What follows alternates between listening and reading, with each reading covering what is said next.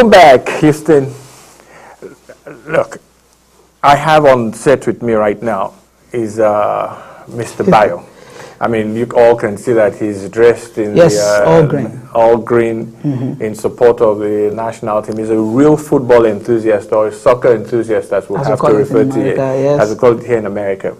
And look, we've shown you clips of the amazing things the under-17 Nigerians called the Golden Eaglets, what they've been doing in Chile in the past 2 weeks. They're now set to play in the finals against another African team, Mali, which will be on Sunday. And this is our 8th finals, and possibly the 5th time we might win it, and the first team to win it back to back. That's never happened. Extremely successful performance for this soccer team, and especially for the country at this level. Yes. Now, I'm going to start with a question that I think every Nigerian or every African really wants to know.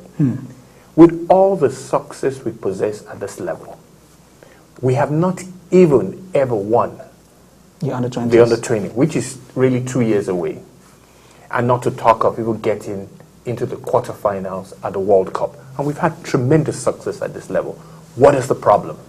Well, I think luck is the number one thing, because I remember we were finalists in the under-20 in 2005, the John Obi Mikel's set. We narrowly missed that. In fact, I think we actually won that tournament in terms of being Nigerian and being passionate, but we also that match was packed with a lot of troubles, two very controversial goals scored by now 4 times World Player of the Year, Lionel Messi, in that particular one. But like you said, I think the way we bring up these players from the under-17, the way we do the monitoring of the players is not enough. And this has not given us any success or whatsoever at the under-20s or under-23. I asked myself the same question, that why is it so that we've had so much success at the under-17 and not at the under-20s or even the under-23. We were only lucky to win at Olympic gold in 1996, being the only time we've done that. But we've also been to the finals. But we've been to the finals of that one as well. And this is also affecting the main national team, which is the Super Eagles. Many of these players are, of course, the joy we had in the last set of the under-17 is the likes of Taiwo Awoniyi, Kelechi Iheanacho, who now plays as the first team player in Manchester City. I think that's a very huge success for Nigeria. Look, okay, let's go back a little bit to what our developmental program is. I have said, and I'll say it again, I do not believe that the Nigerian national under-17 team can actually produce, to me, a 17-year-old. I mean, I know people go bonkers. Oh, yeah, these guys look young. This is an issue a lot of people doesn't even want you to talk about, including myself. Each time I've tried to raise the question, a lot of people give so much attack that, you mean, for example, I have a soccer academy back home in Africa, and I'm sure you're also Nigerian. You know what a 17-year-old should look like from Nigeria. But here's what I always say. It's not should look like. Because, you know, I've spoken to people in the semi-final game that we played against the Mexicans. There was a young man that, you know, with his the way he grew his beard and all that. You mean the Mexican player? Yeah, Mexican player that, you know, you would say he looks older. So I never looked at looks. I mean, you could say convincingly that the Mexicans were not really under 17. No, if you look at that, but you see, that's a problem. Such big lads. Oh, hold on. Here is where I differ. I don't just say this thing. What I did is that you check out the Mexican. I took 5 random players. Okay. Now, almost the entire Mexican team is filled with what? Kids that were born in America. Not the entire. I said 3 of them. But look, I did a random study. I took 5. Okay, 5. 3. Is it up to 5? Yeah. No, I took 5. I just took 5 players on their 21-man roster. Okay. 3 were born in America. 1 actually is in the early Galaxy. Yes, the goalkeeper. I think. Yeah, and the goalkeeper, you know, when you look at him by looks, you will say he's older. He was born in America. The goalkeeper was born. Yeah, I'm very sure about that. Now, let's go back to that. I took 5 from Nigeria. Okay. Couldn't find anything on them. I know of 2, of course. 2 of them have a Facebook page. Okay.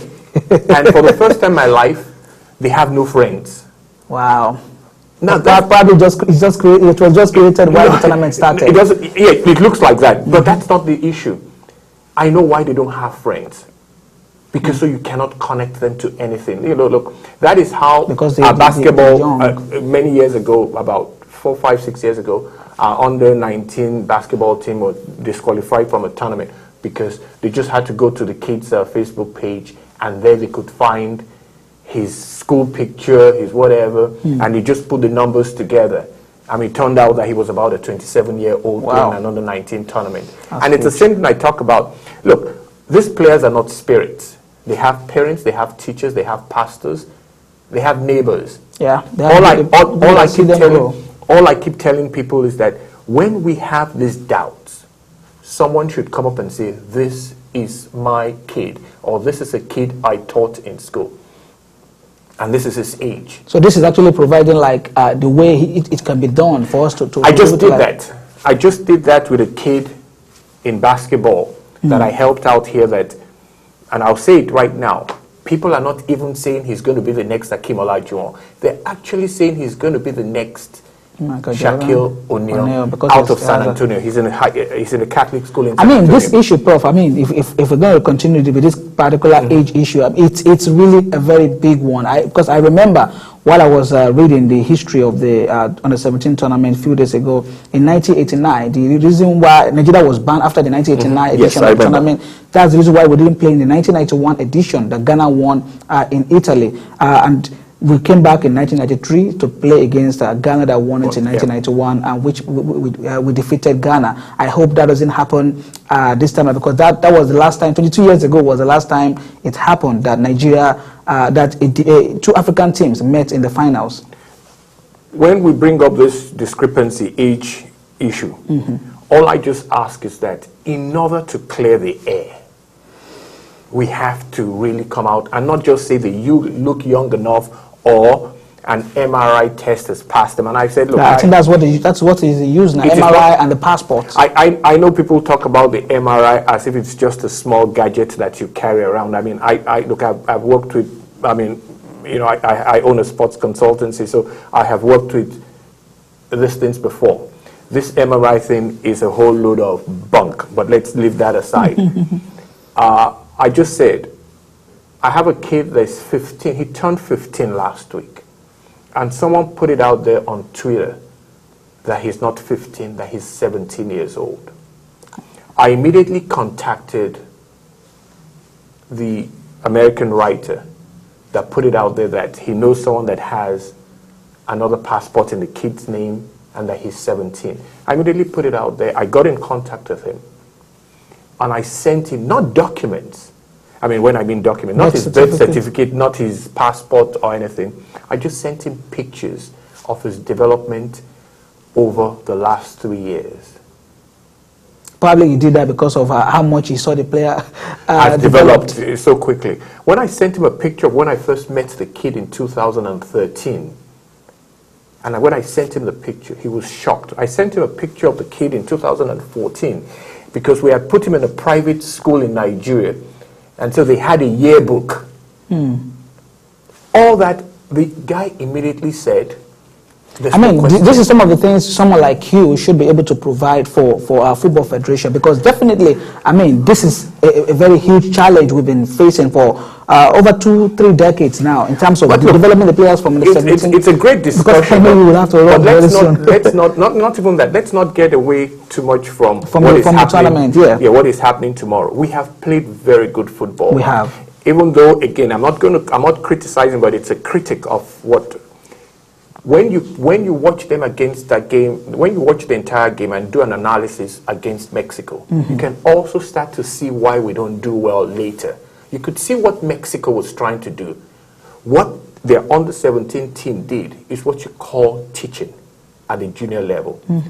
They were made to do certain things over and over again, play under pressure, move from line and they got results. Actually got 1-0, they were down 2-1, and then they came back. With the goal of the season by quarters. Actually, see what I mean is that they would continue to develop.